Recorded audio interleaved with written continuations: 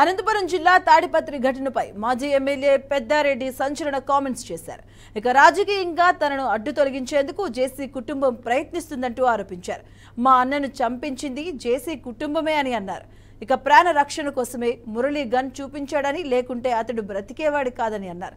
ఇక మురళీ కుటుంబానికి అండగా ఉంటానన్న మాజీ ఎమ్మెల్యే పెద్దారెడ్డి మళ్లీ తనను తాడిపత్రి వస్తానని, కార్యకర్తలకు అండగా ఉంటానని తెలియజేశారు.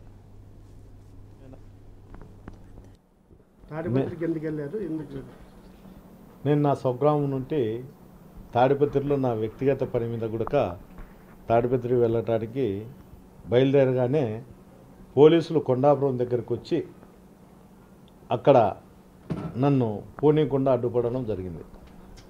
అడ్డుపడడంలో నేను చాలాసేపు నేను అక్కడ పోలీసులతో అయిపోతా 10 నిమిషాల్లో నేను తాడిపత్రికి పోయి నా కార్యక్రమాలు అయిపు చేసుకొని ఇంటికి పోయి నేను తిరిగి అనంతపురం వెళ్ళాలా అని చెప్పడం జరిగింది.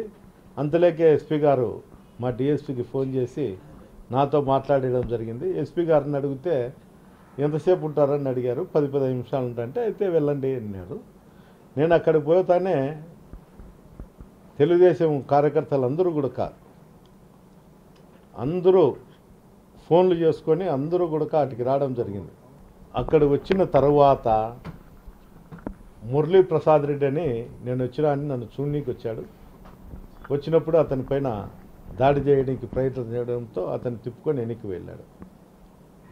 దీనికి అందరికీ కారణం ఏమంటే నేను తాడిపత్రికి వెళ్ళకూడదు అనే ఒక ఆలోచనతోనే ఈ సంఘటన జరిగింది.